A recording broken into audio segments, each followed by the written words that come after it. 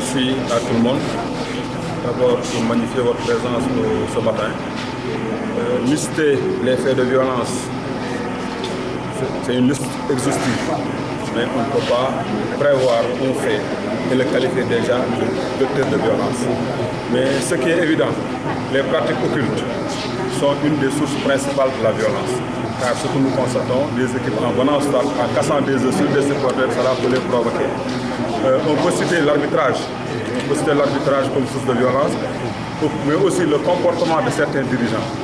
Ce sont qui, avec un air vindicatif dans le stade, peuvent créer ou bien soulever leurs supporters et cela peut créer des cas de violence. Ce qui veut dire que les faits de violence sont vraiment multiples, il nous est difficile de les lister. Ce qui est évident aujourd'hui, nous allons tenter de trouver des solutions par rapport au règlement de ce fléau. Mais au-delà du règlement de ce fléau, essayer de voir le terme violence, ce que ça peut engendrer dans la lutte contre la pauvreté, c'est-à-dire les métiers qui peuvent découler de la gestion de la violence. Je vous parlais par exemple des stadiers. Donc c'est un moyen de lutter aussi contre la pauvreté. En appelant les gens à réfléchir sur la violence, on réfléchit aussi sur le volet socio-économique pour aider nos frères, nos soeurs à vraiment s'impliquer dans le sujet. Pourquoi on est justement ce qu'on des stadiers? Parce que depuis 4 ans, le projet est là, et on ne sait pas encore l'impact de ces stadiers. Bon. Sur le problème des stadiers, il est difficile de donner une réponse juste, car nous ne détenons pas les tenants et les aboutissants de ce projet. Ce qui est évident, il y a 5 ans, on a eu à former des éléments du mouvement navétane en vue d'en faire des stadiers. Et même un peu plus avant, avec Ousmane Faye, avec Youssou Ndiaye, le ministre Youssou Ndiaye qui avait initié le projet, les stadiers ont été formés. C'est la mise en place de ces stadiers qui pose problème. Donc nous ne savons pas exactement les tenants et les aboutissants. Et il est évident que même aujourd'hui, si on doit les redéployer, il faudra qu'on fasse des mises à niveau, des recyclages pour leur permettre vraiment de prendre en charge ce problème. Le colonel Aaron Nassi, en tant que commandant de la police, a eu à initier des actions de ce genre l'année dernière, en demandant à chaque ASC, à l'occasion des matchs, de fournir 50 personnes qui seront habillées aux couleurs de la paix, la couleur blanche. Comme ça, ces jeunes ont aidé les ASC et les organisateurs à vraiment gérer le problème de la violence.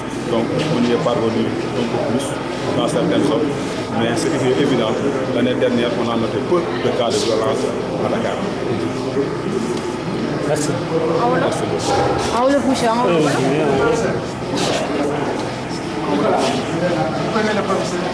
Attends, oui. Parlons Wolof. Il le fait en Wolof. Attends. D'accord. Léegi kan moom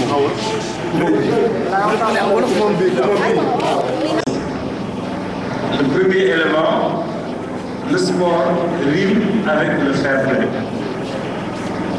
Le deuxième élément, la lutte contre la violence doit déboucher sur des actions.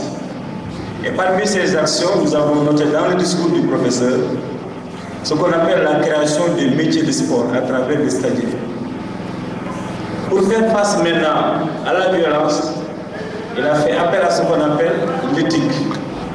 L'éthique, c'est les dirigeants. L'éthique comme c'est les pratiques. Parce qu'aujourd'hui, tous les moyens sont bons pour gagner le match. Il a fait appel à 2 choses. La corruption, le dopage et la tricherie. Je crois, professeur, nous avons bien noté et nous en remercions. On va passer la parole à un autre professeur, Djibi Diakhaté, qui va faire l'approche sociologique de la violence. Professeur, vous avez la parole.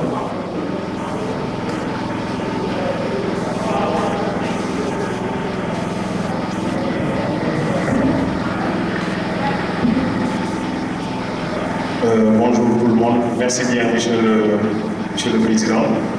Je voudrais commencer à mon tour par saluer tout le monde et par féliciter la zone 4A et mon ami Tan aussi pour le travail important qu'il a en train de faire.